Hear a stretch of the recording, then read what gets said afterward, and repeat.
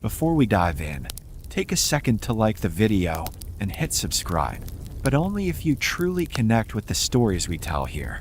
And hey, drop a comment letting us know where you're watching from and what time it is.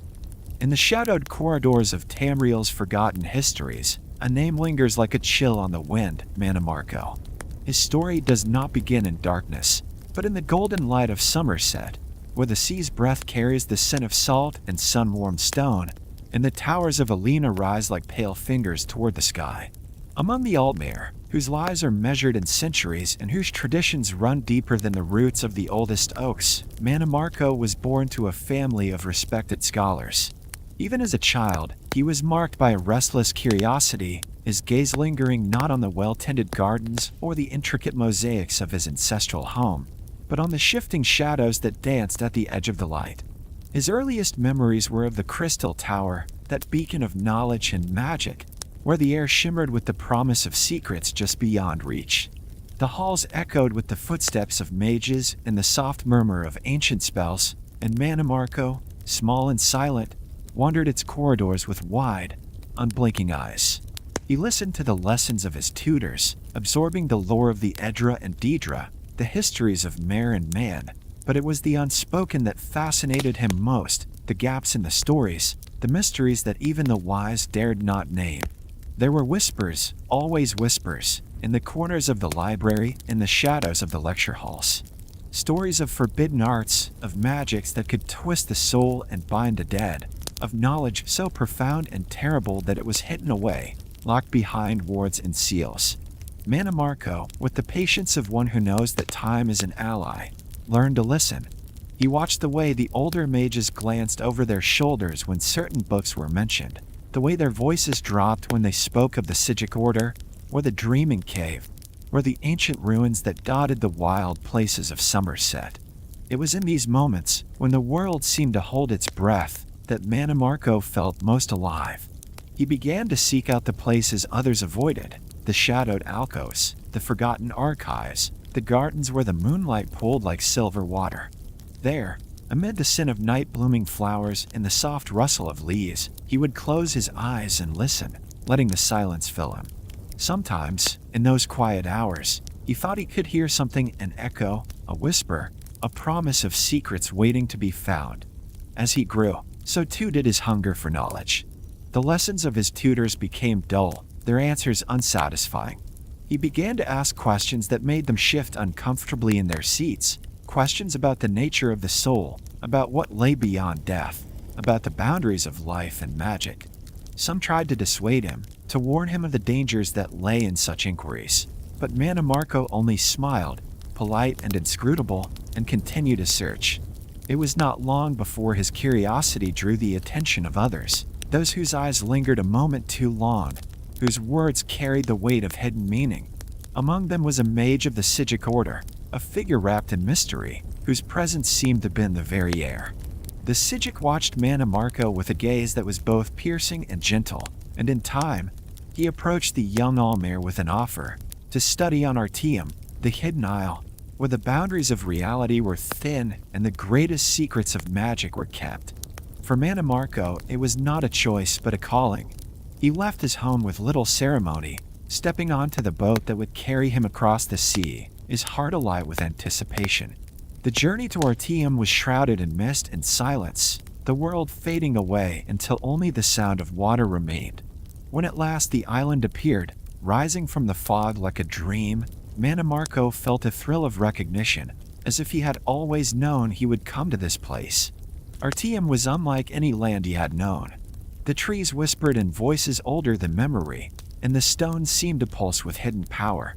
The Scourgs welcomed him with measured courtesy, their eyes assessing, their words layered with meaning. Here, Mannimarco learned to listen not only with his ears but with his mind, to sense the currents of magicka that flowed through the world, to see the patterns that underlay reality. The lessons were subtle, often delivered in riddles or parables, and Mannimarco thrived in this environment of mystery and revelation. Yet even among the Scourgs, he was different. Where others sought balance and understanding, Mannimarco hungered for mastery. He delved into the deepest archives, seeking out texts that spoke of the soul's journey, of the power to bind and command, of the thin line between life and death. He meditated in the dreaming cave, letting his consciousness drift beyond the confines of his body, exploring realms where thought and reality intertwined. The other acolytes began to avoid him, unsettled by the chill that seemed to follow in his wake, by the intensity of his gaze, by the sense that he was always listening, always seeking. The masters watched in silence, their expressions unreadable, their judgments held close. Mannimarco did not care. The island was a crucible, and he felt himself being transformed, refined by the fires of knowledge and ambition. One night, beneath a sky heavy with stars, Mannimarco stood at the edge of the dreaming cave, the air thick with the scent of salt and earth. He closed his eyes and reached out with his mind, feeling the pulse of magicka beneath his feet, the heartbeat of the world. In the silence, he heard it, a whisper, faint but unmistakable, threading through the darkness like a strand of silk. It was a voice older than the stars, patient and cold, promising knowledge beyond imagining, power without end. The voice spoke of the worm, of the secrets hidden in the spaces between life and death, of the possibility of transcending the boundaries that bound mortal souls. It offered him a bargain, mastery in exchange for courage, wisdom in exchange for sacrifice. Mannimarco listened, and in that moment, he understood that his path would lead him far from the light of Summerset, into the shadowed places where few dared tread. He left Artium in silence, slipping away beneath the cover of darkness. His departure was noted, but not challenged. The Sigics, in their wisdom, understood that some journeys could not be prevented, only observed. Mannimarco traveled across Tamriel, his footsteps light upon the land, his mind ever reaching, ever seeking. He wandered through forests where the trees grew thick and ancient, their roots tangled with the bones of forgotten empires. He explored ruins where the air was heavy with the weight of lost hopes and broken dreams, gathering fragments of lore like a magpie collects shining stones. In every corner of the world, he found traces of the forbidden, rituals carved into the walls of crumbling Ayleid temples, songs sung in the darkness by witches and warlocks, tales whispered by the dying to those who would listen. Mannimarco listened. He learned. And as he learned, he changed. His eyes grew colder, his voice softer, his presence more unsettling. He began to attract followers, men and mere who sensed in him a power that defied understanding, who longed for the secrets he promised. Together, they formed the first circle of the Black Worm, a fellowship bound not by loyalty or friendship, but by the shared hunger for knowledge and power. Their rituals were conducted in secret, beneath the light of the moons, their voices rising in chants that echoed through the night. They called upon spirits, bargained with Daedra, and delved into the mysteries of the soul.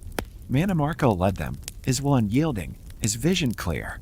He taught them that death was not an end, but a doorway, that the soul was a resource to be harnessed, not a treasure to be hoarded. As the years passed, Mannimarco's power grew. He learned to draw magicka from the spaces between breaths, to pluck souls from the river of death and bind them to his will. His followers called him master, and the world beyond their sanctuaries began to tremble. Rumors spread of a sorcerer who could command the dead, whose eyes gleamed with the cold light of eternity, whose name was spoken only in whispers. Yet for all his power, Mannimarco remained a seeker. The mysteries of the soul called to him, beckoning him ever deeper into the shadows. He wandered the tombs of Skyrim, the crypts of Hammerfell, the haunted marshes of Blackmarsh, learning from the dead and the spirits who lingered in the world's forgotten corners. He crafted the first soul gems, crystalline vessels that could capture the very spark of life. With these, he forged pacts with Daedra, trading secrets for power and binding the restless dead to his service. The King of Worms became a figure of dread, his name a curse among those who feared the reach of his influence. Yet for Mannimarco, fear was an irrelevance. He sought only the answer to the final question, the nature of the soul, the secret of immortality, the power to transcend the boundaries of life and death. And so, in the quiet hours before dawn, when the world is still and the veil between realms grows thin, the story of Mannimarco drifts like a shadow across Tamriel. His legacy endures in every whispered secret, every forbidden ritual, and every soul that lingers between life and death. The young mayor wandered the marble halls of the Crystal Tower, his mind alight with questions his tutors dared not answer. The tower itself was a wonder, its walls shimmering with refracted light, its spires reaching for the sky as if to pierce the very heart of Ephirius. Mannimarco's footsteps echoed softly against the polished floors, each step a quiet rebellion against the order and tradition that defined life in Summerset. He was not content to merely recite the ancient texts or master the prescribed spells. His curiosity was a living thing, restless and insistent, forever tugging him toward the shadows that lingered at the edge of knowledge. He would pause before the great windows, gazing out over the island's rolling hills and silvered forests, but his eyes always returned to the shadows cast by the tower's soaring columns. It was there, in the hush between lessons, that he first heard the whispers, soft as a breeze, yet heavy with meaning. The older students spoke in hushed tones of the forbidden arts, of magics that could unravel the soul and bend the dead to one's will. They told tales of Altmare who had vanished into the night, drawn by the lure of secrets hidden beneath the surface of life itself. Mannimarco listened, and he remembered. He watched as his tutors deftly avoided certain questions, their faces tightening whenever the conversation strayed too close to the boundaries of accepted knowledge. He saw the way their eyes flickered toward the locked doors at the end of the corridor, behind which, it was rumored, the most dangerous tomes were kept, books bound in pale leather, inked with blood and shadow, their pages whispering of power and peril in equal measure. He began to seek out the quiet corners of the library, where the dust lay thick and the light grew thin. There, he would pore over ancient manuscripts, searching for fragments of forgotten lore. He read of the Aelids and their starlit rituals, of the Chimer and their bargains with Daedra, of the Dwemer and their cold, relentless logic. Yet it was the stories of necromancy that drew him most, the art of binding the soul, of reaching beyond death's veil to claim what others had lost. One evening, as the sun dipped below the horizon and the tower's halls filled with the golden hush of twilight, Mannimarco found himself drawn to a secluded alcove. There, hidden behind a tapestry depicting the birth of Magnus, he discovered a narrow stair spiraling downward into darkness. The air grew cool and still as he descended, the silence broken only by the distant murmur of the sea. At the bottom, he found a small chamber lined with shelves, each crowded with scrolls and relics that hummed with latent power. He reached for a scroll bound in black silk, its seal marked with a sigil he did not recognize. As his fingers brushed the parchment, a chill ran through him, a sensation at once terrifying and exhilarating. He unrolled the scroll, his eyes drinking in the dense, spidery script. The words spoke of the soul's journey after death, of the hidden pathways that wound through the void, of the possibility of returning, changed and unbound, to the world of the living. Mannimarco's heart raced as he read, the shadows in the corners of the room seeming to gather and lean closer. He understood, in that moment, that the boundaries his tutors so carefully guarded were not walls, but doors that could be opened by those with the courage, or the folly, to seek the key. He returned to the surface changed, his mind ablaze with possibilities. The tower's familiar hall seemed narrower now, the lessons more hollow. He began to challenge his tutors more openly, pressing them for answers they would not give. Some grew angry, others afraid, but none could satisfy the hunger that burned within him. In time, word of his questioning reached the higher echelons of the tower's hierarchy. He was summoned before the archmage, a figure of great wisdom and greater caution. The archmage spoke to him of balance, of the dangers of unchecked ambition, of the thin line that separated genius from madness. Mannimarco listened, but his thoughts were already elsewhere, dwelling on the secrets he had glimpsed, the paths he had yet to walk. He withdrew further from his peers, spending long hours in the library's deepest stacks, his only companions the silent, watchful statues that lined the walls. He studied the anatomy of the soul, the rituals of binding and release, the ancient pacts struck between mortals, and the powers that dwelled beyond the stars.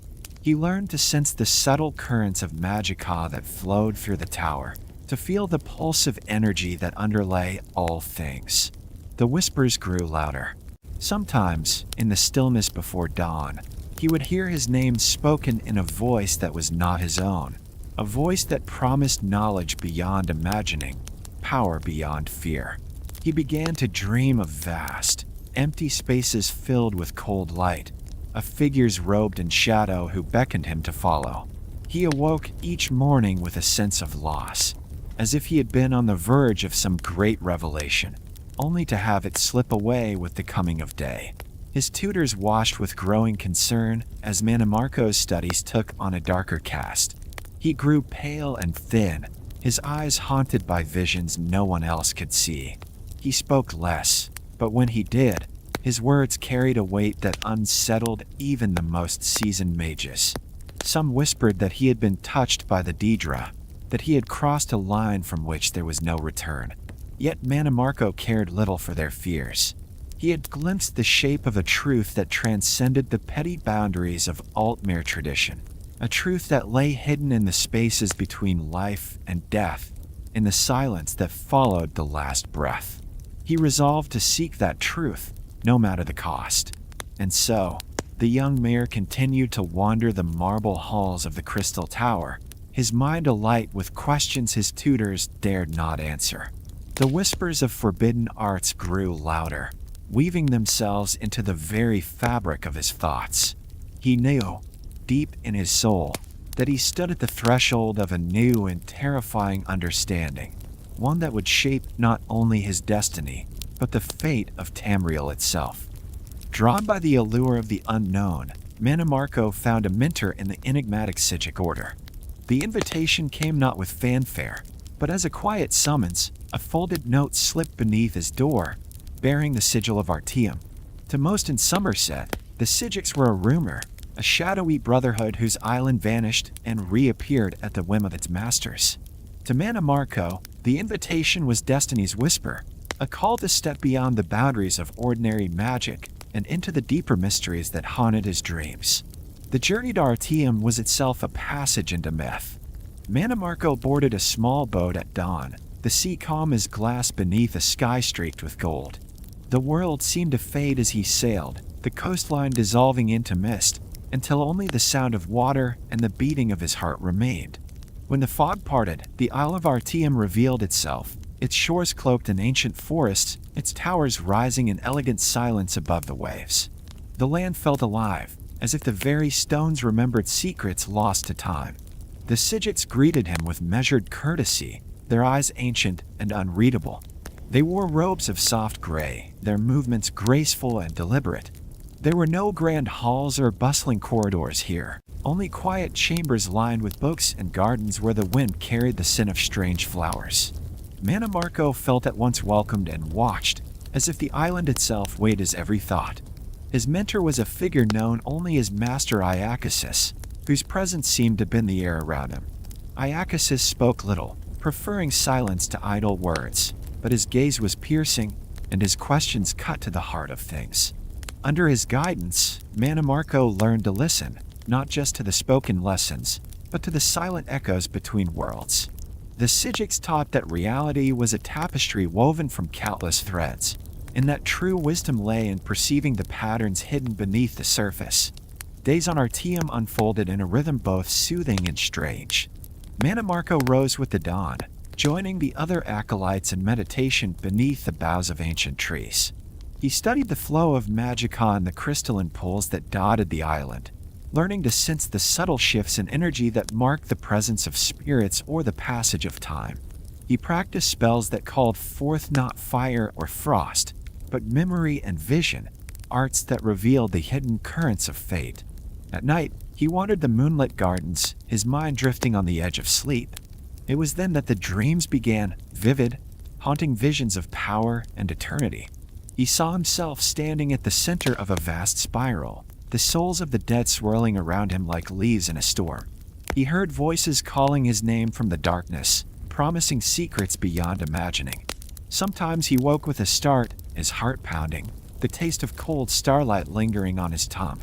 The other acolytes regarded him with a mixture of awe and unease. Mannimarco's talent was undeniable, but there was a hunger in him that set him apart. He absorbed the teachings of the Scourgs with a ferocity that bordered on obsession, his questions probing ever deeper into the nature of the soul, the boundaries of life and death. Master Iacasis watched in silence, offering guidance only when Mannimarco's path threatened to stray into danger. One evening, as the sun set in a blaze of crimson over the sea, Iacasis led Mannimarco to the Dreaming Cave, a place of power at the heart of Artium. The cave's entrance was veiled in mist, its walls pulsing with ancient energy. Within, the air shimmered with the residue of countless rituals, the boundaries between worlds thin as silk. Here, the Scourgs communed with spirits, glimpsed possible futures, and sought answers to questions no mortal tongue could frame. Kneeling before the cave's heartstone, Mannimarco felt the weight of eternity pressing down upon him. Iacasis spoke softly, instructing him to listen, not with his ears, but with his soul. As Mannimarco closed his eyes, the world fell away, and he drifted into a space between waking and dreaming. He sensed the presence of countless minds, their thoughts weaving through his own like threads in a tapestry. He glimpsed visions of distant lands, forgotten ages, and the endless dance of souls returning to the wheel. From that night onward, Mannimarco's dreams grew more intense. He saw the faces of the dead, their eyes filled with longing and regret. He felt the pull of ancient magics, the lure of power that could reshape the world. The line between dream and reality blurred, and he began to understand the Scourg teachings in a way that words could not express. The silent echoes between worlds became his constant companions, guiding his steps as he delved ever deeper into the mysteries of existence. Yet even as he learned, Mannimarco sensed a darkness at the heart of his visions, a shadow that whispered of forbidden knowledge, of paths that led beyond the reach of even the Scourgs. The allure of the unknown grew stronger, tugging at his soul with a promise of secrets that would set him apart from all others. He knew that to pursue these mysteries would be to risk everything he had gained, but the hunger within him could not be denied. And so, on the Isle of Artium, Mannimarco's journey continued, each day bringing him closer to the edge of revelation, each night filling his dreams with visions of power and eternity. The silent echoes between worlds became the music of his soul, and the path before him, though shadowed and uncertain, shone with the promise of destiny. As Mannimarco's knowledge deepened, so too did his isolation. The Isle of Artium, with its tranquil gardens and meditative halls, was a sanctuary for the mind, yet for Mannimarco, it became a realm of growing solitude. The other acolytes, once companions in study and ritual, began to shy away from his presence. There was a subtle chill that seemed to follow him, a coldness not of the body but of the spirit, as if the very air bent away from where he walked. His gaze lingered too long on the veil between life and death, and in that lingering, others sensed a discomfort that words could not name. In the quiet hours before dawn, Mannimarco would often be found alone, seated cross-legged beneath the ancient willows that lined the reflecting pools. He would stare into the water's still surface, watching the moon's pale face ripple and fracture, and ponder the mysteries that had begun to consume him. The Scourg teachings spoke of balance and harmony, of the subtle interplay between the seen and unseen, but Mannimarco's questions pressed beyond the boundaries of tradition. He hungered for knowledge of the soul's journey, the fate of the spirit after death, and the hidden mechanisms by which Magica could bind or release the essence of life itself. The other acolytes whispered among themselves, casting furtive glances as he passed. Some claimed to feel a prickling at the nape of their necks when he entered a room, as if an unseen presence trailed in his wake. Others avoided his eyes, unable to bear the intensity with which he regarded the world, as if he was forever searching for cracks in the fabric of reality. Even the masters, wise in the ways of the unseen, watched him with a wariness that bordered on apprehension. Mannimarco noticed their withdrawal but did not resent it. Instead, he embraced his solitude, finding in it the freedom to pursue his studies without the constraints of social expectation. He spent long hours in the archives, poring over texts that most dared not touch, He sought out the oldest volumes, their pages brittle and ink faded, and traced the sigils of ancient necromancers with trembling fingers. He memorized the names of Daedric princes whispered in fear, and studied the rituals by which mortals had once bargained with the dead. His dreams grew stranger, filled with visions of shadowy corridors and endless spirals of souls drifting through the void. He would awaken in the night, heart pounding, the echo of ghostly voices still ringing in his ears.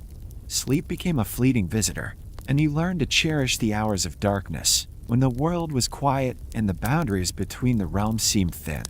On occasion, Master Iacasis would summon him for private instruction. These meetings were different from the lessons given to other acolytes. The Master's questions were sharper, his silences longer, as if testing the limits of Mannimarco's resolve. They spoke of the nature of consciousness, the architecture of the soul, and the ethics of power.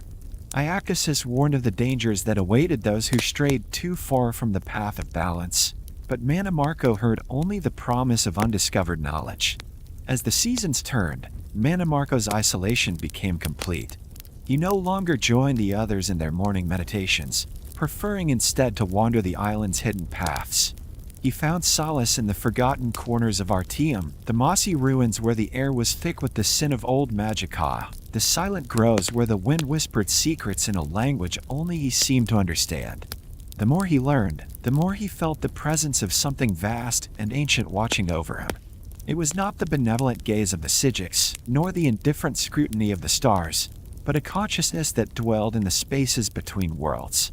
In moments of deep meditation, he sensed its attention, a cold, patient curiosity that mirrored his own. It was as if the veil he studied so intently had begun to study him in return. The other acolytes, sensing the change, kept their distance. Their laughter faded when he entered the room, and their conversations turned to uneasy silence. Some avoided him altogether, choosing alternate routes through the gardens and halls. A few, braver or more curious than the rest, attempted to engage him in debate, but found themselves unsettled by the depth of his questions and the intensity of his conviction. Still, Mannimarco pressed on, undeterred by loneliness or suspicion.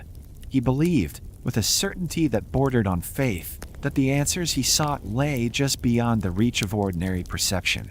He began to experiment with rituals of his own devising, blending the teachings of the Psijics with fragments of forbidden lore.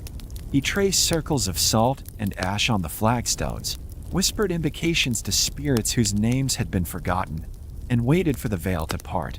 Sometimes, in the stillness of the night, he would feel a shift in the air, a sudden drop in temperature, a flicker of movement at the edge of sight. He would hold his breath, heart racing, and listen to the silence, hoping for a sign. On rare occasions, he glimpsed shapes moving in the darkness, shadows without form, as that gleamed with an inner light. He did not fear them. Instead, he greeted them as fellow seekers, kindred spirits drawn to the same mysteries that haunted his dreams. The isolation that once seemed a burden became a source of strength. Mannimarco learned to trust his own judgment, to follow the thread of curiosity wherever it might lead. He grew more adept at sensing the subtle flows of Magica that wove through the island, and began to see patterns where others saw only chaos. He mapped the ley lines that crisscrossed Artium, and discovered places where the boundaries between worlds were thinnest. One evening, as the sun dipped below the horizon and the sky burned with the colors of twilight, Mannimarco stood at the edge of the dreaming cave. The air was cool and still, the silence profound.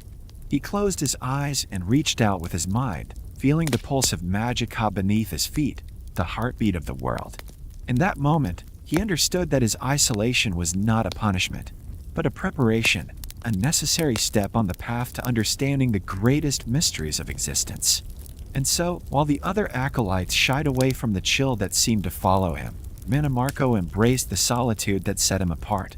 He walked the lonely path between life and death, his gaze fixed on the veil that separated the worlds, and waited for the day when the secrets he sought would finally be revealed.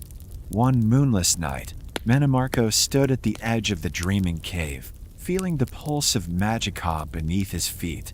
The air was thick with silence, a hush so deep it seemed to press against his skin, amplifying the sound of his own breath and the steady, measured beat of his heart. The cave's mouth yawned before him, its depths shrouded in an impenetrable darkness that seemed to drink the faintest glimmers of starlight. He could sense the ancient energies coiled within, currents of power that had flowed through Artium since time before memory, waiting for one bold enough to listen. He paused, letting his senses attune to the subtle vibrations that rippled through the stone. The magicka here was different, older, wilder, and yet somehow familiar, as if it carried the echoes of every thought and dream that had ever passed through these halls. Mannimarco closed his eyes, reaching out with his mind, and felt the cave's silent invitation. Enter and leave the waking world behind. With a slow, deliberate step, he crossed the threshold. The cool air wrapped around him, carrying the faint scent of earth and ancient incense. The passage sloped gently downward, walls slick with condensation, the floor beneath his feet worn smooth by the passage of countless seekers before him. Each step seemed to draw him further from the world above, the boundaries of reality thinning with every breath. As he walked, the silence deepened, broken only by the distant drip of water and the low, constant hum of magicka. Shadows danced along the walls, shifting and coiling in patterns that teased the edge of recognition. Mannimarco's thoughts drifted, unmoored from the constraints of time and place. He remembered the warnings of his tutors, the cautious words of Master Iacasis, but those voices seemed faint and far away now, drowned out by the promise of the unknown. The path wound deeper into the earth, the air growing colder, the darkness more complete. At last, the tunnel opened into a vast chamber, its ceiling lost in shadow, the floors strewn with crystals that glowed with a faint, otherworldly light. At the chamber's center stood a great stone altar, carved with sigils so old their meaning was lost to all but the most ancient of the Psijics. Here, the veil between worlds was thin, so thin that Mannimarco could feel the presence of things unseen pressing close, their curiosity mingling with his own. He approached the altar, his footsteps echoing in the emptiness. The magicka here was palpable, a living force that tugged at his soul, urging him to reach beyond the limits of mortal understanding. He knelt, placing his hands upon the cold stone, and let his mind open to the currents that swirled around him. Visions flooded his senses, fragments of memory and possibility, glimpses of lives lived and lost, of souls drifting through the void. He saw the rise and fall of empires, the birth of stars, the endless dance of creation and destruction.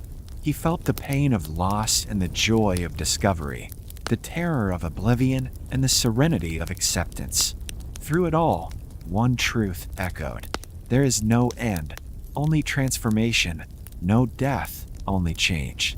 The cave's depths called to him, promising answers that the waking world could never provide. In that moment, Mannimarco understood that he stood at the threshold of a new existence, one shaped not by the laws of flesh and bone, but by the will and hunger of the soul.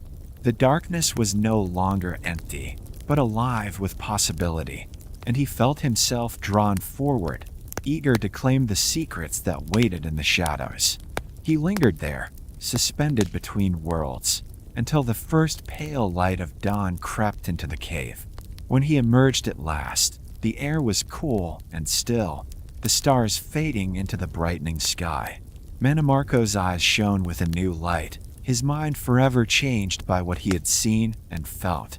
The dreaming cave had given him a taste of eternity, and he knew that he would never again be content with the limits of mortal life. In the profound hush of the dreaming cave, Mannimarco knelt in the darkness, the pulse of magicka beneath his hands and feet like the slow, ancient heartbeat of the world itself. The silence was total, deeper than any night he had ever known on Artium, pressing in on all sides and filling his senses until his own thoughts seemed to echo and fade. It was in this void, where the boundaries between waking and dreaming dissolved, that he heard it, the first true whisper of the worm. It was not a sound as mortals know it, but a presence, a voice older than the stars, woven into the very fabric of the void. It spoke in a language that bypassed words and reason, a current of intent and promise that curled around his mind like a serpent of cold, silken thought. The whisper was subtle at first, a suggestion at the edge of perception, but as Mannimarco's focus deepened, it grew clearer, drawing him further from the safety of the known. The voice promised dominion, not over land or people, but over the very essence of mortality. It spoke of the soul's architecture, of the secret pathways that led from life to death and back again, of the power to unbind the spirit from the cycle that ruled all living things. It offered knowledge without end, a wellspring of secrets that would never run dry, if only Mannimarco would reach beyond the boundaries set by his kin, beyond the caution of the Skyrians, beyond the laws of Summerset, beyond the fear that shackled lesser minds. In that moment, Mannimarco felt himself standing at the threshold of eternity. The whispers showed him visions, a world unbound by the tyranny of death, where the soul could be shaped and wielded like a blade, where the dead could serve the living, and the living could defy the gods themselves. It showed him the faces of those who had come before, mages and kings, priests and madmen, each undone by their own fear, each turning away from the final truth. It showed him the path that none had dared to walk, a road paved with shadows and crowned with the promise of immortality. The offer was simple, and yet terrible in its clarity. All he needed to do was let go of the teachings that had shaped him, the friendships that had faded, the warnings that had echoed in every lesson and every dream. All he needed to do was reach, and the secrets of the worm would be his. Mannimarco's heart pounded in his chest, a slow, deliberate rhythm that seemed to synchronize with the pulse of magica beneath him. He felt the weight of the moment settle on his shoulders, heavier than any burden he had known. He thought of the other acolytes, shying away from his gaze, of Master Iacasis, whose wisdom was tempered by fear, of the countless souls who had passed through the dreaming cave and emerged unchanged, unwilling to pay the price of true understanding. But Mannimarco was not like them. The hunger within him was too great, the need for knowledge too sharp to be denied. In the darkness, he reached out, not with his hands, but with his will, his soul stretching toward the whisper like a moth drawn to flay. The presence of the worm enfolded him, cold and vast and timeless, and in that embrace he felt the first stirrings of a power that would one day shake the foundations of Tamriel. He did not know how long he knelt there, lost in communion with the voice that promised everything he had ever desired. Time lost its meaning, the world outside the cave fading to a distant memory. When at last he rose, the silence was unchanged, but Mannimarco was not. The whisper of the worm lingered in his mind, a secret song that would never leave him, guiding his steps from that night forward. He emerged from the dreaming cave with new purpose, his eyes reflecting the cold light of distant stars. The path before him was clear, and though it led into darkness, Mannimarco walked it without fear, driven by the promise of knowledge without end, and the certainty that he would never again be bound by the limits of mortal life. He left Artium under a shroud of secrecy, journeying across Tamriel's wild places.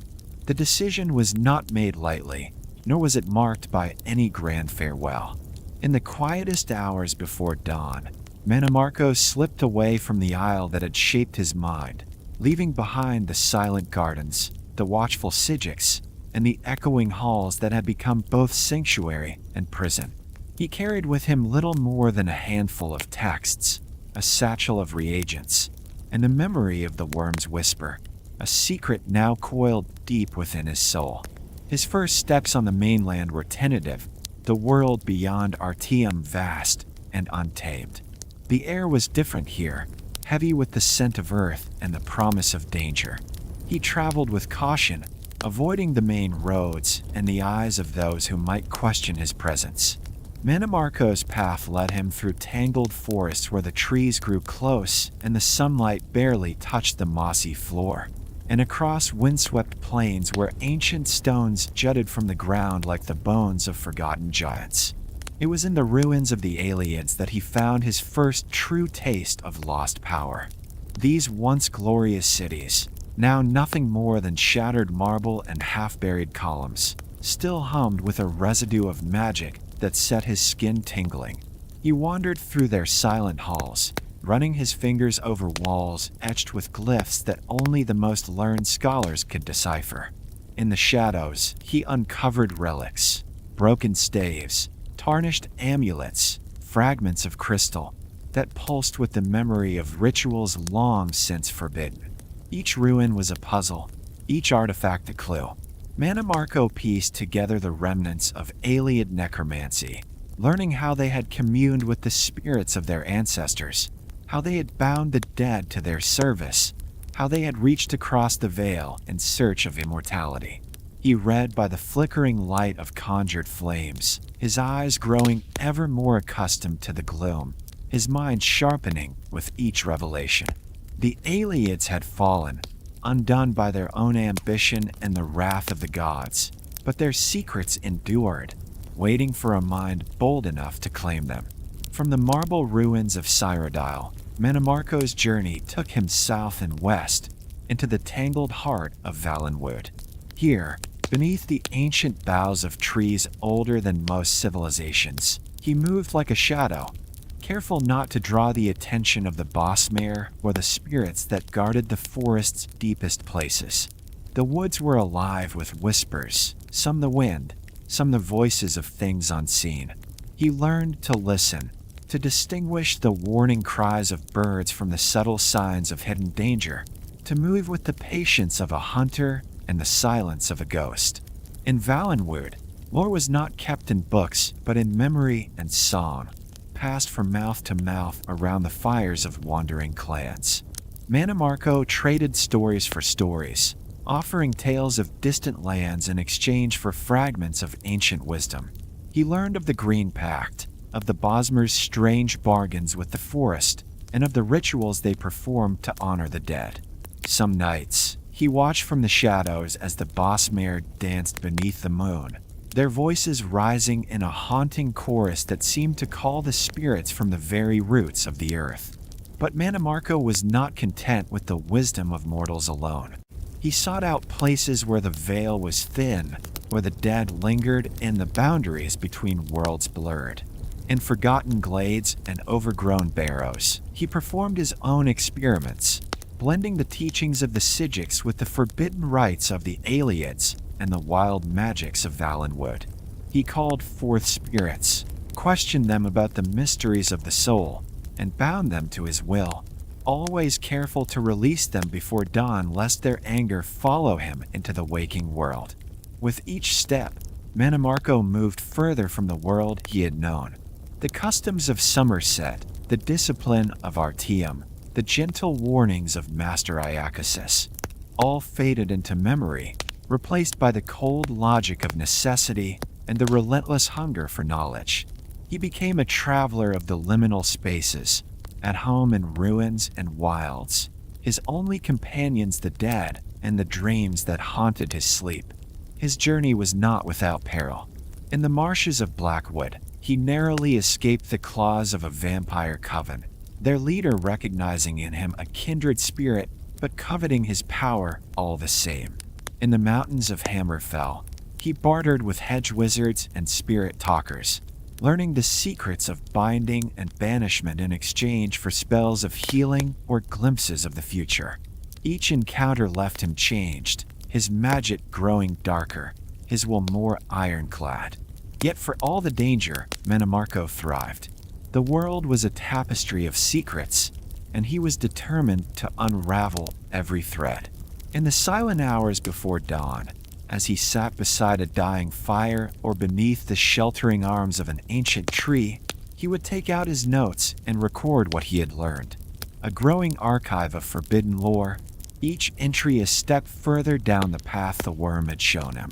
And so, Mannimarco wandered, a shadow moving through the wild places of Tamriel. In crumbling Aliad ruins and beneath the tangled boughs of Valenwood, he gathered fragments of lost lore, each piece a step further from the world he had known, each secret another stone laid upon the foundation of the power he would one day wield. The journey was long, and the road dark, but Mannimarco pressed on, driven by the promise of knowledge without end and the certainty that his destiny lay not in the light, but in the shadows. In Cyrodiil's shadowed heart, Mannimarco found others drawn to the promise of forbidden wisdom. The imperial province, with its ancient roads and ruined fortresses, was a land of secrets, some buried beneath the marble stones of the white gold tower, others whispered in the dark corners of taverns and crumbling libraries. It was here, in the labyrinthine alleys of the imperial city and the mist-laden forests beyond, that Mannimarco's reputation began to grow. Word spread quietly, carried by those who trafficked in rare texts and dangerous knowledge. A master of the arcane, a seeker of truths too perilous for the Mages' Guild, was gathering followers. They came to him in ones and twos, each bearing the marks of exile or ambition. There were Altmare, cast out from Summerset for their heresies, Nords, hardened by the chill of Skyrim's tombs, Bretons, whose blood carried the legacy of both mare and man, and even a few Redguards, drawn by curiosity or desperation. Some had studied necromancy in secret for years, while others were merely hungry for the power that rumors promised. All found in Mannimarco a leader whose vision eclipsed their own, a mind that saw not just the manipulation of flesh and bone, but the unraveling of the soul's deepest mysteries.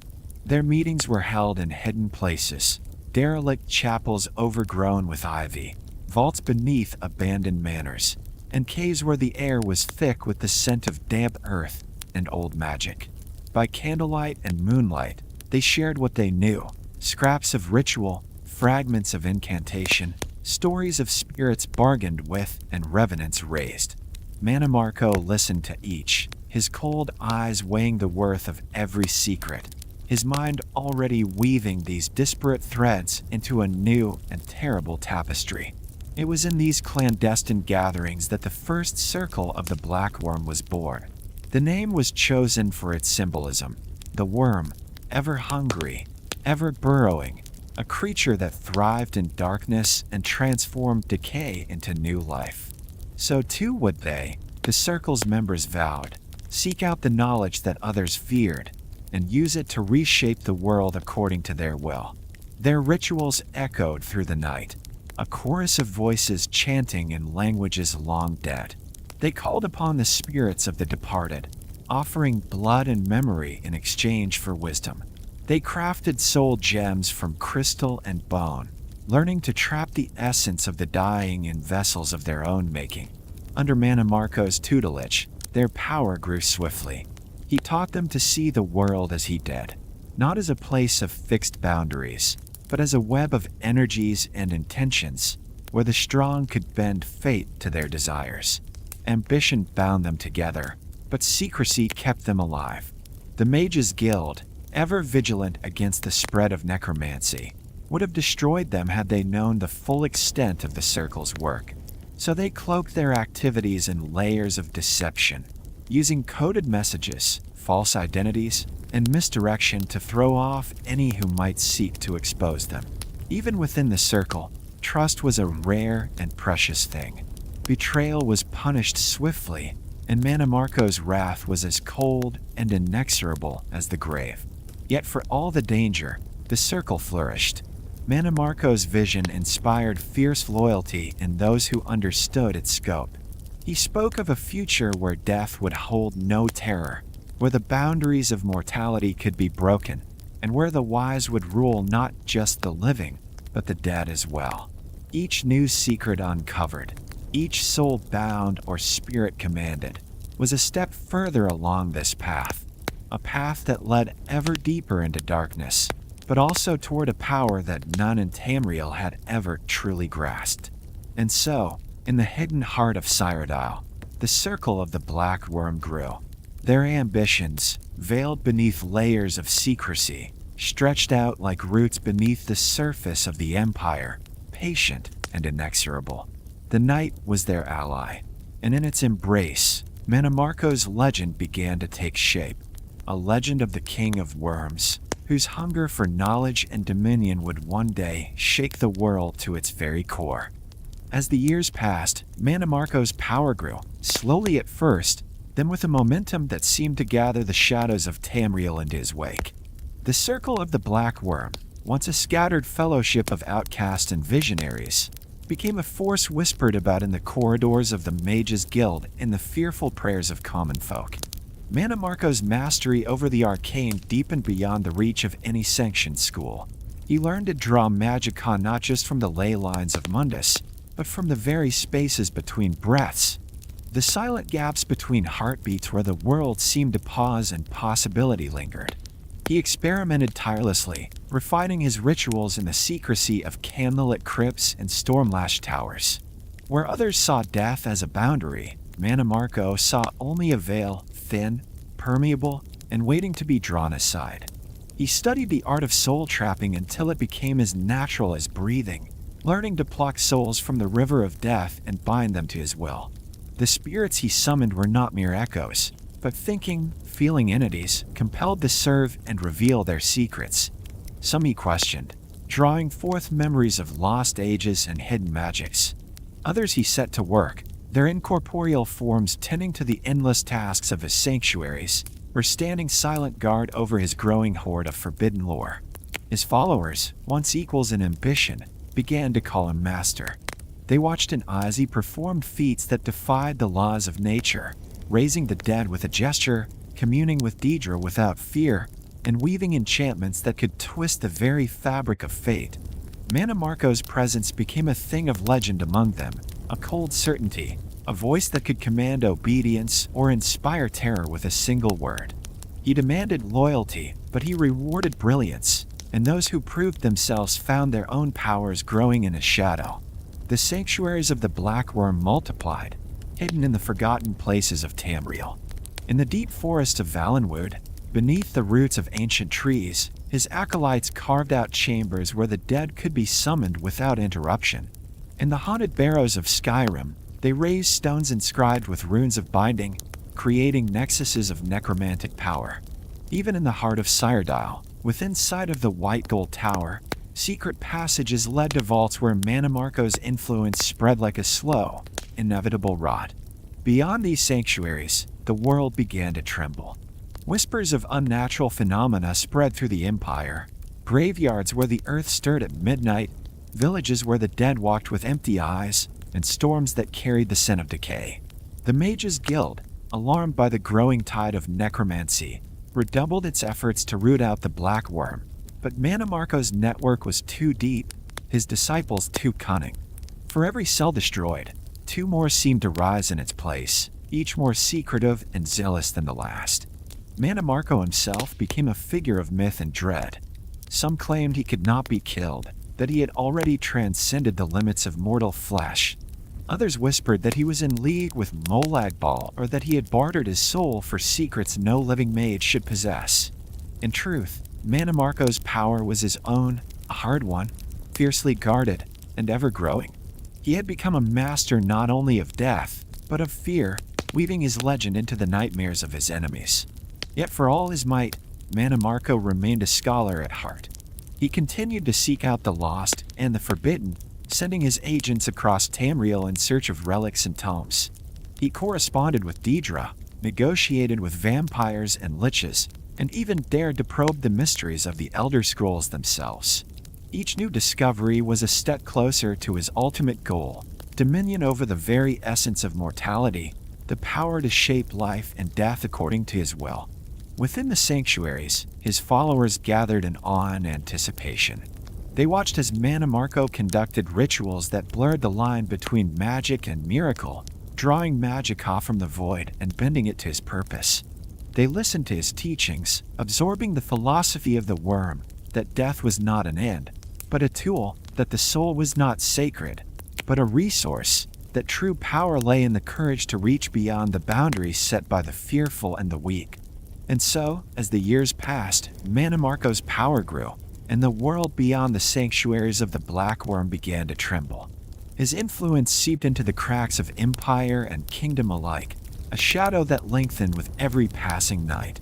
The name Mannimarco became a warning and a prophecy, a sign that the old order was ending, and that a new master of life and death was rising from the darkness. As Mannimarco's dominion over the dark arts grew, so too did the world's awareness and fear of his ambitions. The unnatural quiet that had settled over graveyards, the rumors of spirits pressed into unwilling servitude, and the whispered tales of the Black Worm's rituals did not go unnoticed. In the heart of Tamriel, where the currents of power and politics converged, the Mages Guild stirred uneasily. It was not only the common folk who trembled at Mannimarco's name, but the learned and the wise, those who understood what it would mean for one sorcerer to wield such control over the boundary between life and death. At the forefront of this rising opposition stood Galerion, archmagister of the guild and once Mannimarco's closest companion. Their friendship had been forged in the fires of shared discovery, their early years marked by long nights of study and debate beneath the crystalline vaults of Summerset's towers. Galerion had admired Mannimarco's brilliance, his unyielding curiosity, and his willingness to ask the questions others dared not voice.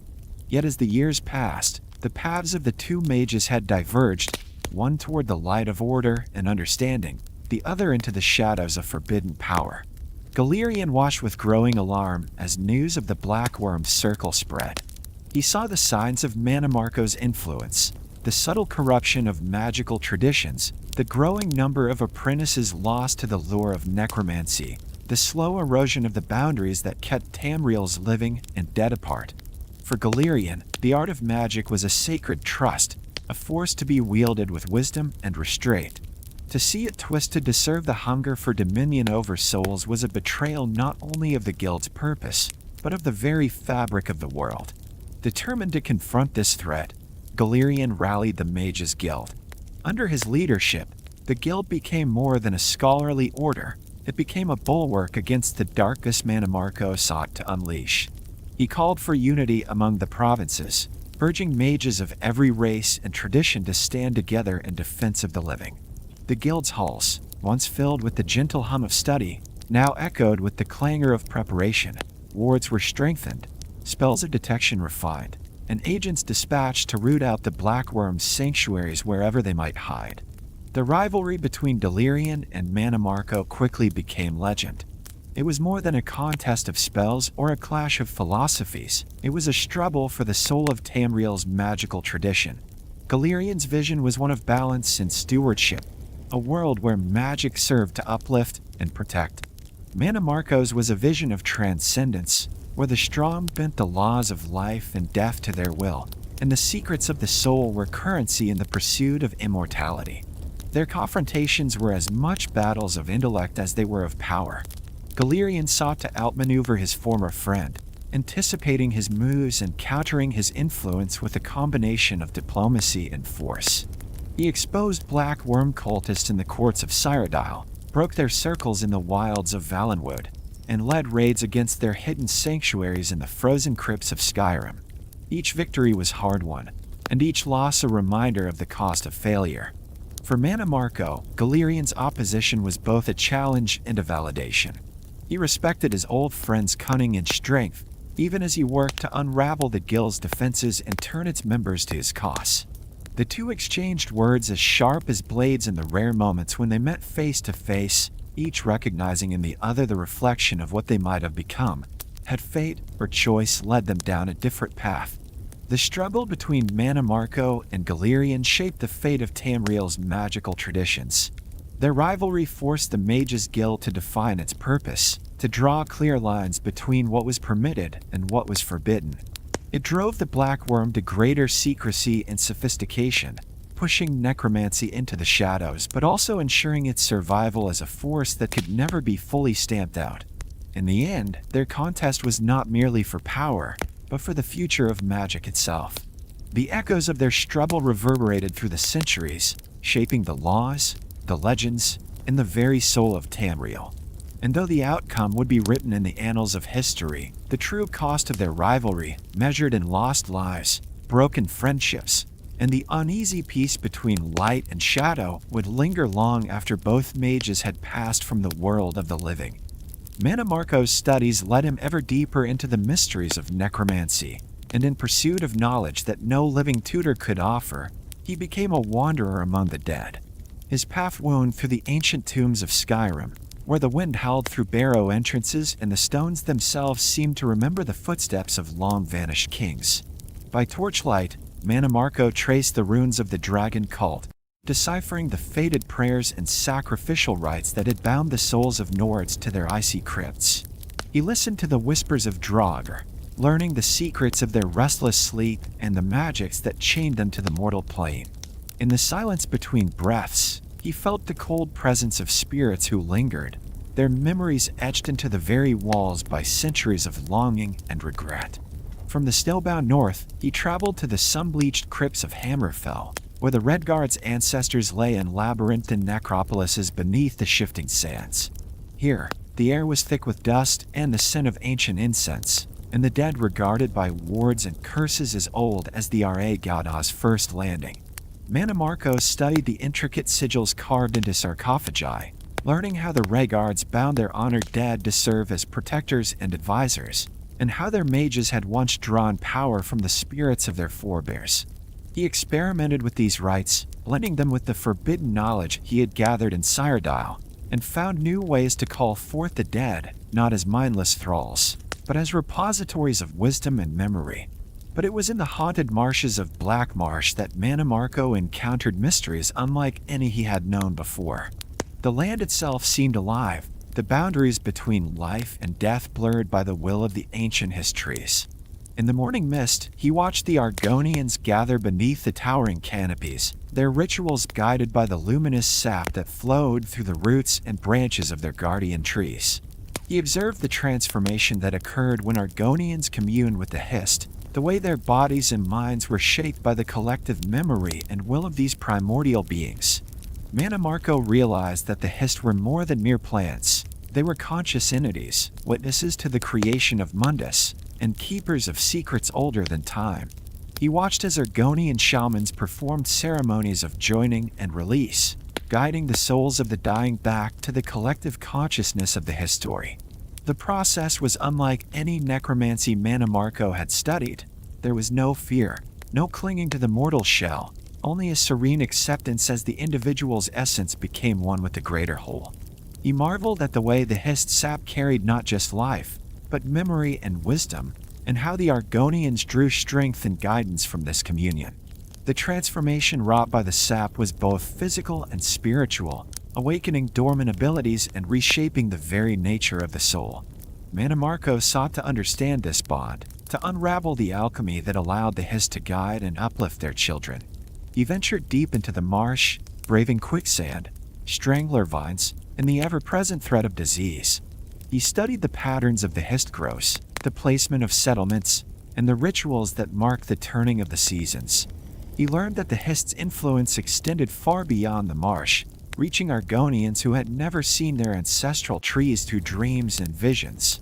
The final joining, when an Argonian's consciousness returned to the Hist at death, fascinated him most, a transformation not of destruction, but of unity, a merging of self into eternity. From each land, Mannimarco gathered fragments of lost lore. In Skyrim, he learned the power of binding the dead to serve the living. In Hammerfell, he mastered the art of drawing wisdom from ancestral spirits. In Black Marsh, he glimpsed the possibility of transcending death altogether, of becoming part of something vast and eternal. He wove these secrets into his own growing body of knowledge, creating new rituals that defied the boundaries of race and tradition. His necromancy became more than a tool for domination. It became a philosophy, a way of understanding the world and the soul's place within it. The spirits he encountered were not always willing teachers. Some resisted, clinging to the last shreds of their mortal identity. Others sought vengeance for ancient rocks. Mannimarco learned to bargain and threaten, to offer release or suffering as the situation demanded. He became adept at reading the subtle signs of the spirit world, the flicker of a candle flame, the chill that crept along the spine, the dreams that lingered long after waking. He learned to sense the presence of the Hist, the ancient guardians of the marsh, and to respect their power, even as he sought to unravel their secrets. As he moved from tomb to crypt to marsh, Mannimarco's legend grew. The living spoke his name with fear, the dead with a mixture of awe and resentment. He was a thief of secrets, a breaker of boundaries, a master of the arts that others dared not name. Yet for all his power, he remained a seeker, driven by the hunger for knowledge and the promise of immortality. The mysteries of necromancy were endless, each answer leading to new questions, each victory revealing deeper layers of the unknown. And so, Mannimarco walked among the tombs of Skyrim, the crypts of Hammerfell, and the haunted marshes of Black Marsh, learning from the dead and the spirits who lingered in the world's forgotten corners. With each step, he drew closer to the ultimate secret, the power to command not just life and death, but the very destiny of souls. The path was dark, the dangers many, but Mannimarco pressed on, his will unbroken, his ambition undimmed, and the world itself shuddered at the shadow he cast. Mannimarco's pursuit of the soul's deepest mysteries led him to a revelation that would forever change the magical landscape of Tamriel, the crafting of the first soul gems. In his journeys through tombs, crypts, and haunted wilds, he had seen countless rituals for binding spirits and commanding the dead, but all were limited by the frailty of flesh and the fleeting nature of mortal will. What Mannimarco sought was permanence, a vessel that could contain the very spark of life, a prison for the soul itself. He began his experiments with shards of crystal unearthed from the ruins of the Aliates, whose own magics had once brushed the edge of this forbidden art. For trial and error, and at great personal risk, he learned to attune these crystals to the subtle resonance of the soul. The process was delicate, requiring precise incantations and the careful alignment of magica flows. But Mannimarco's patience was inexhaustible. He spent sleepless nights under the cold light of twin moons, inscribing runes into the faceted surfaces, whispering words of power that made the air shimmer and the shadows writhe. At first, the crystals shattered, unable to bear the strain of the energies he sought to contain. But Mannimarco's will was relentless. He refined his methods, drawing upon the necromantic traditions of Skyrim, the ancestral wisdom of Hammerfell, and the living magic of Black Marsh, where the histories taught him that memory and essence could be preserved and shared. Eventually, he succeeded. A soul, torn from the dying body of a hapless bandit, was drawn into the heart of a flawless gem. The light within flickered, then steadied, and Mannimarco felt the rush of triumph. The power to capture life itself was now his to command. With these soul gems, Mannimarco's influence expanded exponentially. He demonstrated their use to his most trusted followers, showing how the gems could be used not only to power spells and enchantments, but to bind the dead to service with a permanence that no mere ritual could match.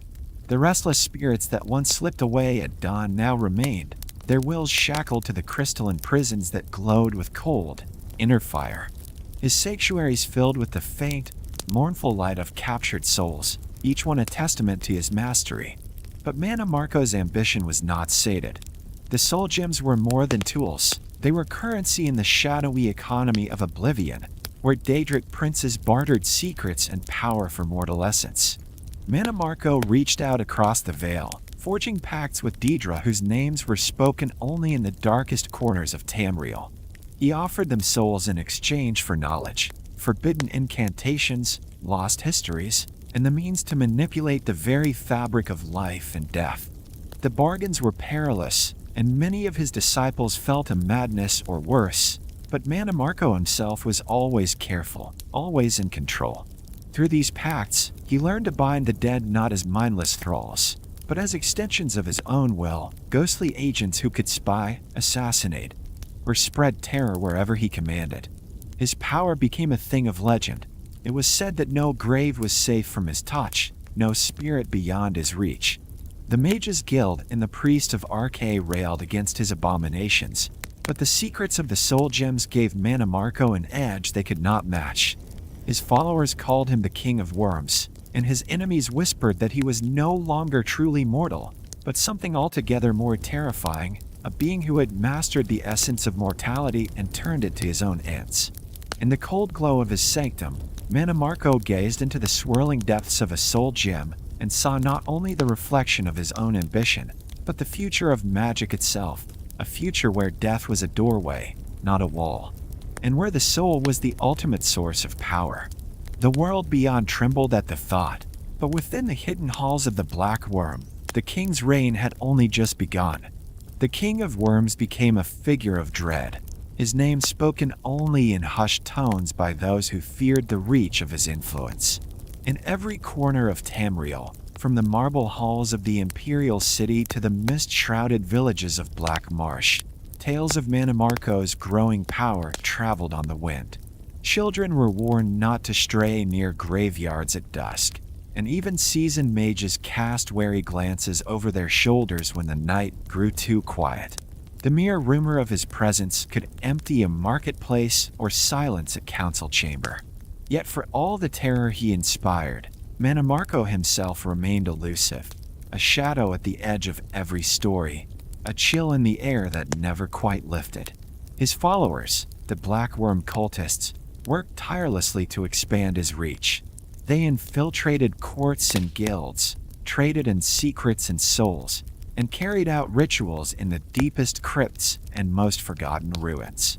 The sanctuaries of the Worm, hidden beneath cities and in the wilds, pulsed with the cold light of soul gems and the restless energy of bound spirits. Mannimarco's word was law among them, and his vision shaped their every act.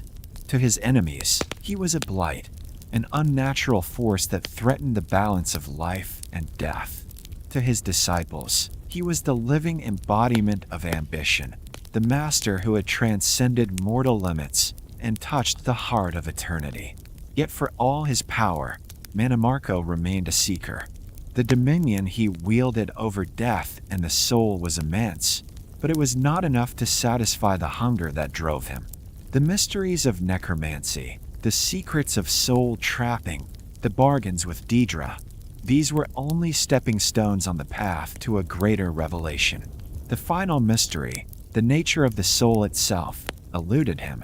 What was the true essence that lingered after death?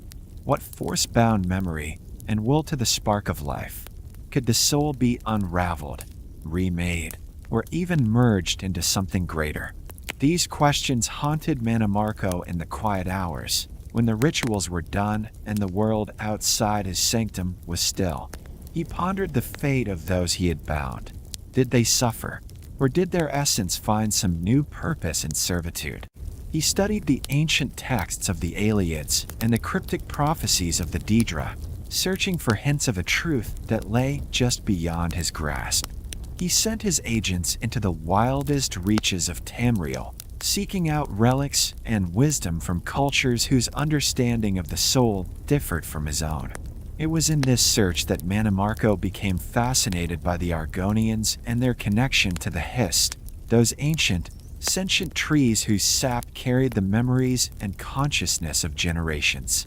He learned how the Argonians, through communion with the Hist, experienced a transformation that transcended mere death, a joining of individual soul with the collective memory of their people. The Hist's sap, glowing with an ethereal light, was more than nourishment. It was a medium of consciousness, a bridge between the living and the ancestral. Mannimarco saw in this relationship a glimpse of the unity and transcendence he sought, a way for the soul to persist beyond the cycle of life and death, not as a prisoner, but as part of something vast and eternal. He studied the rituals by which Argonian souls returned to the Hist at death, merging their experiences and wisdom into the collective. The process was not one of domination, as with his own necromancy, but of acceptance and transformation, a final joining that brought peace and continuity, rather than servitude or oblivion. Mannimarco wondered if such a fate could be achieved by other means, if the soul could be guided or shaped to embrace its own immortality, rather than being forced or broken. The more he learned, the more the boundaries of his ambition shifted. No longer content with mere mastery over death, Mannimarco sought to understand the very architecture of the soul, its origins, its purpose, and its ultimate destiny. He delved into the deepest magics, risking madness and damnation in his pursuit. He bargained with Daedric princes for glimpses of forbidden knowledge, and he experimented with new forms of soul binding, seeking the elusive balance between control and transcendence. In the end, the King of Worms remained a figure both feared and pitied, a sorcerer whose reach extended into every shadow, yet whose heart was never at rest.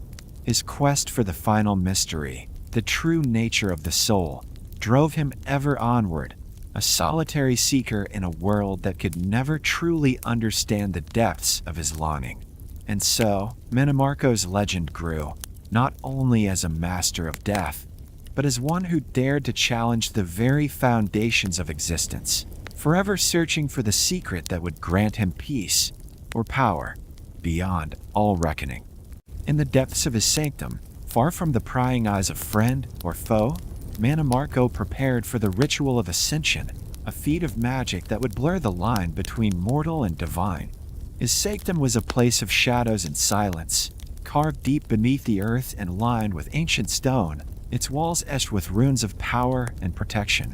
Here, the air was thick with the scent of rare incense and the faint, ever-present hum of magicka drawn from ley lines that converged beneath his feet. Soul gems glimmered in the gloam, their captured lights flickering like distant stars, each one a testament to the countless lives Mannimarco had touched, claimed, or transformed in his relentless pursuit of knowledge. The ritual was unlike any he had attempted before. It was not merely a summoning or a binding, but a deliberate act of transcendence, a challenge to the very order of mundus in the cycle that bound all living things. Mannimarco had spent years gathering the necessary components, relics from the tombs of ancient kings, dust from the ruins of Ayleid sanctuaries, the blood of Daedra willingly given in exchange for secrets, and the distilled essence of souls drawn from every corner of Tamriel. Each element was placed with meticulous care, forming a circle of power that shimmered with the promise of something vast and terrible. He began with a low chant, his voice echoing in the chamber, the words older than any living tongue. The air thickened, vibrating with energy as the boundaries between worlds began to thin. Mannimarco's mind reached outward, touching the currents of magicka that flowed through Nirn and beyond, seeking the hidden pathways that linked the mortal realm to the domains of gods and spirits. He felt the presence of the Daedra, watching with cold curiosity, and the distant, disapproving gaze of the Edra, whose sacrifice had shaped the world but who now stood apart from its struggles. As the ritual deepened, Mannimarco's senses expanded. He felt the pulse of every soul within 100 leagues, the flicker of life and death as constant and inevitable as the turning of the stars. He saw the memories of the dead, their joys and regrets, their triumphs and failures, all woven together in a tapestry that spanned the ages. For a moment, the veil parted, and Mannimarco glimpsed the endless cycle of life and death as a single, unbroken thread, a pattern without beginning or end, where every soul was both unique and part of a greater whole. In that vision, time lost its meaning. He saw the rise and fall of empires, the birth of heroes and the doom of tyrants, the slow, patient work of the Histon Black Marsh, whose roots carried the memories of eras long forgotten. He understood, as the Argonians did, that the soul was not a solitary spark, but a current in a vast river, shaped and reshaped by the forces that guided it. He saw, too, the moment of final joining, when the consciousness of the dying returned to the collective memory of their people, a transformation not of ending, but of becoming something more. Mannimarco's heart thundered with awe and terror. He felt himself suspended between worlds, his mortal form dissolving into the flow of magicka, his will stretching outward to touch the infinite. He reached for the power that lay just beyond his grasp, the secret that would make him not merely a master of death, but a being apart from the cycle itself. The energy surged, threatening to tear him apart, but Mannimarco's will was iron. He anchored himself with memories of ambition, of hunger, of the countless steps that had brought him to this moment. The chamber filled with a blinding light, the soul gems flaring in resonance with his power. Shadows twisted and danced, forming shapes that defied description, echoes of the past, glimpses of possible futures, the faces of those he had loved and destroyed. For a heartbeat, Mannimarco was everywhere and nowhere, a mode of consciousness in the endless sea of souls. He saw the Hist wisdom, the Daedra's cunning, the Edra's sacrifice, and the mortal struggle that bound them all together. And then, as suddenly as it had begun, the vision faded. The light dimmed, the air grew still, and Mannimarco found himself kneeling in the center of his sanctum, the circle of power smoldering with spent energy. He was changed, his body marked by the touch of forces few mortals could endure, his mind expanded by the knowledge of what lay beyond the veil. The line between mortal and divine had blurred, if only for a moment, and Mannimarco carried that memory like a brand upon his soul. He rose, unsteady but unbroken, the echoes of the ritual still humming in his blood. The cycle of life and death was no longer a mystery to him, but a path, a thread he could follow, unravel, and perhaps, in time, reshape. The ritual of ascension had not granted him godhood, but it had shown him the way. In the silence of his sanctum, Mannimarco smiled, knowing that the final secret was closer than ever, and that the world would tremble when next he reached for the power that waited beyond the veil. His body changed, becoming something both more and less than mere. The transformation was neither sudden nor wholly visible, but rather a slow, inexorable reshaping wrought by the forces Mannimarco had summoned and the forbidden knowledge he had claimed. In the aftermath of the ritual of ascension, he found his reflection altered in ways that defied the boundaries of flesh and spirit. His skin, once golden and warm with the light of Summerset, grew pale and taut, almost translucent in the dim glow of his sanctum. Veins of shadow seemed to pulse beneath the surface, as if the very essence of undeath coursed through him. His eyes glimmered with the cold light of eternity, twin points of unnatural radiance that seemed to pierce the gloom and see far beyond the mortal veil.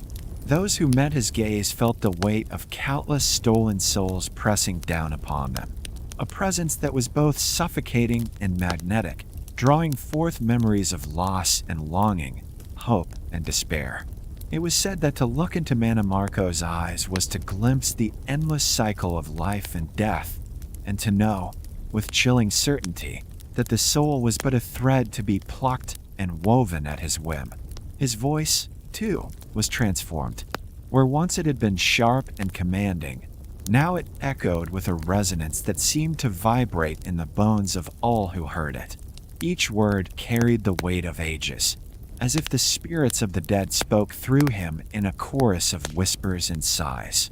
When he spoke, the air grew cold and shadows lengthened, as if the world itself recoiled from the unnatural power he wielded. His followers, the faithful of the Black Worm, heard in his voice the promise of immortality and a terror of oblivion, and they trembled with a mixture of awe and dread. Yet Mannimarco's transformation was not merely physical.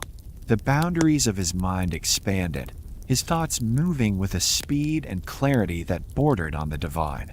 He could sense the presence of souls across great distances, feel the ebb and flow of magicka as it pulsed through the land, and reach across the veil to commune with Daedra and spirits alike. The secrets of necromancy, once elusive and fragmented, now lay open before him, their patterns as clear as the constellations in the night sky. He became something both more and less than mere, a being unmoored from the constraints of mortality, yet forever marked by the choices that had led him down this path. In the solitude of his sanctum, Mannimarco pondered the nature of his existence. He was no longer bound by the fears and desires of the living, yet he could not claim the detachment of the truly divine. His soul, stretched thin across the gulf between worlds, resonated with the suffering and yearning of those he had bound to his will. Still, the hunger for knowledge remained. The transformation had granted him insight into the endless cycle of life and death, but it had also revealed new mysteries, questions that gnawed at the edges of his consciousness. What was the ultimate fate of the soul? Could it be shaped, merged, or even set free from the wheel of existence? Was there a power greater than the one he now possessed, a secret that lay beyond the reach of gods and mortals alike? Mannimarco's search for answers drove him ever onward. He delved deeper into the forbidden arts, experimenting with new forms of soul magic and forging pacts with entities whose motives were as alien as the Hist's ancient wisdom. He studied the transformation of the Argonians, whose communion with the Hist allowed them to transcend the boundaries of self and merge with a collective consciousness that spanned ages. He wondered if he, too, could achieve such unity, or if his path would always be one of isolation, marked by the cold light that now burned in his eyes. In the end, Mannimarco's transformation was both a triumph and a curse. He had become the King of Worms, a figure of dread whose name would echo through the annals of Tamrielic history. Yet for all his power, he remained a seeker, forever haunted by the mysteries that lay just beyond his grasp, and forever changed by the price he had paid to claim them. The world responded with fear and fury. As the tales of Mannimarco's ascension spread, of his eyes burning with the cold light of eternity, his voice echoing with the weight of stolen souls, and his power to command the dead, panic swept across Tamriel's provinces. The Mages Guild, once content to debate the boundaries of magical ethics in their camellit halls, now found themselves at the center of a storm. Ordinary folk whispered that the King of Worms could snatch a soul from a living body with a glance, that no grave was safe, and that the very laws of life and death were unraveling beneath his hand. It was not only the guild that stirred. Kings and jarls, counts and counselors, all saw in Mannimarco a threat to the order of the world.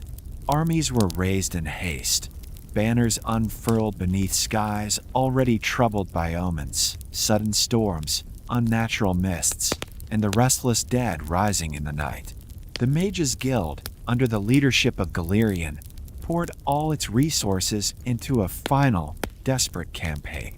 They forged alliances with noble houses, called upon ancient pacts, and scoured their archives for every scrap of knowledge that might counter the necromancer's growing might. The strongholds of the Black Worm became the targets of relentless siege. In Cyrodiil, Hammerfell, and Skyrim, soldiers and battle mages clashed with Mannimarco's undead legions in fields that would never again yield crops. So deeply was the soil tainted by spilled blood and broken magic. Yet it was in the bleak fastness of Scourg Barrow, beneath a sky darkened by unnatural storms, that the final reckoning was to be decided. Scourg Barrow was a place of dread long before Mannimarco claimed it. Its stone halls wound deep into the earth, lined with the bones of forgotten kings and sealed by wards that only the most powerful could breach. As the armies of Tamriel gathered outside its gates, thunder rolled across the sky, and the very air seemed charged with the promise of catastrophe. The living came arrayed in shining armor and shimmering wards, but the dead waited within, silent and implacable, their empty eyes reflecting the lightning that danced above. The battle that followed became legend. The guild's greatest magi unleashed storms of fire and light, tearing through ranks of skeletons and wraiths, while sword and shield clashed against claw and faw. Mannimarco himself stood at the heart of the storm, his presence warping reality, his voice weaving spells that turned hope to terror and courage to despair. He called forth spirits from the void, binding them to his will, and the ground itself seemed to rise against the living, roots and bones entwining to drag the unwary down. Galerian led the charge, his staff blazing with the accumulated might of 100 years of study and sacrifice. He and Mannimarco met amid the chaos, their duel a clash not just of magic, but of vision, one fighting for the sanctity of life, the other for the mastery of death. Their spells shattered stone and scorched the sky, each seeking to outwit and overwhelm the other, each knowing that the fate of Tamriel's magical future hung in the balance. For hours the battle raged, the line between day and night erased by the fury of unleashed sorcery. The dead fell only to rise again, driven by Mannimarco's inexorable will, while the living pressed forward in waves, refusing to yield even as hope faltered.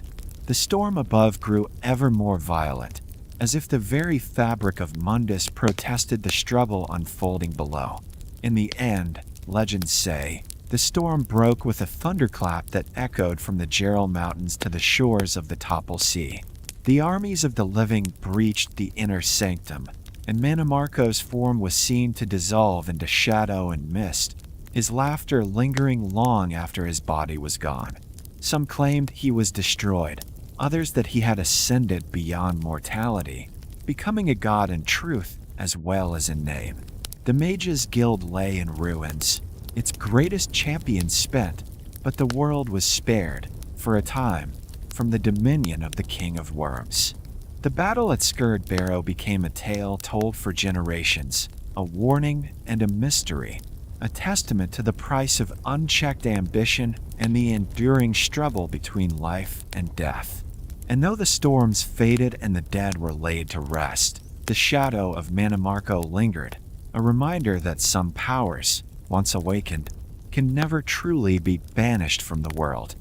Yet Mannimarco could not be slain by mortal means. When the storm of battle at Scourg Barrow reached its fever crescendo, when lightning split the sky and the ground itself trembled with the force of unleashed magicka, his enemies believed they had cornered the King of Worms at last. But Mannimarco was no longer bound by the limitations of flesh and blood. Even as Galerian and the mightiest battle mages of the guild pressed inward, breaking through layers of undead defenders and wards of bone and shadow, Mannimarco's essence began to slip through the cracks of reality itself. He had prepared for this moment, weaving contingencies into the very fabric of his sanctum. As the final wards shattered and the living surged toward the heart of his domain, Mannimarco stood at the center of a circle inscribed with runes of escape and transformation. He uttered words that had not been spoken since the dawn of Mundus, words that called upon the hidden spaces between worlds, the void where the living and the dead are but passing dreams. His body flickered, its outline blurring as if seen through water, and then, like ashes on the wind, he was gone. His laughter, cold and echoing, lingered in the air long after his form had vanished, a chilling promise that the end was not yet written. In the centuries that followed, the world tried to forget. The Mages Guild rebuilt, kingdoms rose and fell, and the scars of the great battle slowly faded from the land. But the cult of the Black Worm endured, its roots sunk deep into the hidden places of Tamriel. In forgotten crypts and candlelit cellars, in the ruins of old sanctuaries in the shadowed corners of bustling cities, the faithful gathered. They whispered Mannimarco's teachings, passing them from master to apprentice, preserving the rituals and secrets that had once threatened to unmake the world. The cultists waited with a patience learned from their master, their ambitions hidden beneath layers of secrecy. They spoke of the King of Worms not as a memory, but as a living presence, one who watched from beyond the veil, guiding their hands and shaping their dreams. Some claimed to have seen him in visions, his eyes burning with the cold light of eternity, his voice echoing with the weight of countless stolen souls. Others believed he had become something more than mortal, a god of undeath whose will could bend the boundaries of Mundus itself. Through the centuries, the influence of the Black Worm waxed and waned, sometimes emerging in open defiance, more often lurking in the shadows, quietly gathering strength. The cult's agents infiltrated guilds and courts, traded in forbidden lore, and sought out relics that might hasten their master's return. Every unexplained haunting, every unnatural storm, every grave disturbed in the dead of night was attributed to the lingering touch of Mannimarco. And so the legend endured, a shadow cast across generations. In the deepest sanctums, the faithful prepared for the day when the King of Worms would return, not as a mere sorcerer, but as a being who had transcended death itself. They believed that when the stars were right and the barriers between worlds grew thin, Mannimarco's essence would coalesce once more, and the cycle of fear and ambition would begin anew. Until then, his name was a warning and a promise, whispered in the darkness by those who knew that some powers, once awakened, could never truly be banished from the world. In the shadowed corners of Tamriel, strange phenomena began to occur, subtle at first, then impossible to ignore. A chill crept through the air in places long untouched by winter, and the scent of old magic, sharp and metallic, lingered in the streets after midnight. Graves that had lain undisturbed for centuries were found open, their contents missing, and villagers whispered of footsteps echoing where none should walk. The dead, it seemed, no longer slept in peace. They walked with purpose, not as mindless thralls, but as if guided by an unseen will, their eyes reflecting a cold, unnatural intelligence. In the borderlands of Cyrodiil, farmers reported seeing spectral figures drifting through their fields, leaving frost in their wake. In the winding alleys of the Imperial City, more than one night watchman vanished without a trace, their last moments marked by a sudden, suffocating darkness. In Skyrim's ancient barrows, the Draugr stirred more restlessly than ever before, rising in greater numbers and with a unity that defied the old legends. Even in the haunted marshes of Black Marsh, where the hissed trees stood sentinel over the land and the Argonians communed with their ancestral sap, the spirits grew uneasy, their dreams troubled by visions of a shadow moving across the world. Rumors spread quickly, carried on the wind, and whispered in the corners of taverns. Some said they saw a figure robed in midnight, his eyes burning with the cold fire of undeath, moving with a purpose that sent shivers down the spine of even the bravest. He was seen at the edge of battlefields, his presence heralded by the sudden rising of the fallen, or glimpsed in the reflection of a still pond, watching with a gaze that seemed to pierce the soul. In every tale, the figure was the same, tall, cloaked, his face hidden in shadow, but his eyes unmistakable, twin points of light that flickered with the memory of countless stolen lives. The Mages Guild dispatched envoys to investigate, but many did not return. Those who did spoke of rituals performed in hidden crypts, of circles of cultists chanting in forgotten tongues, and of a power that seemed to seep from the very stones of Tamriel itself.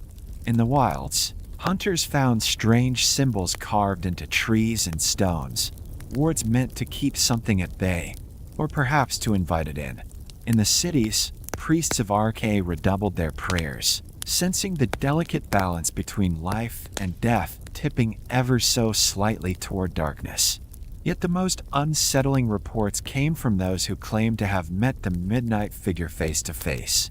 They described a presence that was both terrifying and strangely compelling, a voice that echoed with the weight of centuries and the promise of secrets beyond imagining. Some felt their will slipping away, their thoughts clouded by dreams of endless night and the cold embrace of eternity. Others awoke from nightmares with the taste of grave dust on their tombs, unable to shake the feeling that they had been marked, chosen for a purpose they could not understand. As these phenomena spread, the cult of the Black Worm grew bolder. In hidden sanctuaries, they whispered of their master's return, performing rites to hasten his rebirth and strengthen his hold on the world. They believed that Mannimarco's essence, scattered like ashes on the wind, was gathering once more, drawn by the fear and longing of the living. Every soul claimed, every secret unearthed, every ritual completed brought him closer to the threshold between worlds. The world held its breath, waiting for the storm to break. In the shadowed corners of Tamriel, where the dead walked and the air grew thick with the scent of old magic, all knew that the King of Worms was not gone, only waiting, watching, and gathering his strength for the day when he would step forth once more, and the cycle of life and death would tremble at his touch. Legends tell that Mannimarco achieved what no mortal had before. He became the god of worms, a being whose will could shape the destinies of both the living and the dead. His ascension was not merely the stuff of fearful rumor, but the culmination of a journey that had begun in the sunlit halls of Summerset and wound through the darkest crypts of Tamriel. The world had watched as Mannimarco's power grew beyond mortal comprehension, his mastery of necromancy eclipsing all rivals, his soul magic bending the natural order, and his very essence slipping the bonds of death itself. In the centuries following the cataclysm at Scourg Barrow, the world changed, but the shadow of the King of Worms never truly faded. His cult endured, whispering his teachings in the hidden places of Tamriel. The Black Worm's faithful believed that their master had transcended the mortal coil, achieving a state of existence that placed him alongside the Daedric princes and the forgotten gods of old. They spoke of his presence in the liminal spaces between life and death, a consciousness that could reach across the veil and touch the dreams of mortals and spirits alike. Strange phenomena continued to ripple through Tamriel. The dead would sometimes rise with purpose, their eyes reflecting the cold, distant light of a will not their own. Unnatural storms gathered above ruined sanctuaries, and the air in certain forgotten tombs grew thick with the scent of old magic and the echo of whispered invocations. In these moments, those who knew the old stories would shudder and murmur the name Mannimarco, certain that the god of worms watched from beyond, guiding the hands of his followers and hungering for new secrets. The cult's rituals became more elaborate and audacious. In the deepest crypts, acolytes gathered to perform rites that blurred the line between worship and summoning. They sought communion with their master, offering souls and forbidden knowledge as tribute. Some claimed to have glimpsed him, a figure robed in midnight, as burning with the cold fire of undeath, his presence accompanied by a chill that seemed to seep into the bones of the world itself. These visions were both a comfort and a terror, proof that Mannimarco's power endured, and a reminder that his hunger was never sated. Among the learned and the wise, debate raged over the nature of Mannimarco's divinity. Was he truly a god, or something else, a lift so powerful that he had become a force of nature, a fixed point in the endless cycle of souls? The priests of Arche denounced him as an abomination, a blight upon the wheel, while some scholars argued that Mannimarco had discovered a truth that even the gods themselves feared, that the soul was not merely a spark to be shepherded, but a force to be shaped, merged, and made eternal. His followers believed that he waited beyond the mortal coil, watching, guiding, and hungering for new secrets.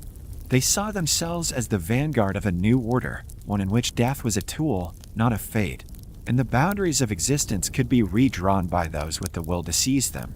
In their dreams, Mannimarco whispered promises of power and immortality, urging them to continue their work, to gather souls and knowledge, to prepare the world for his return.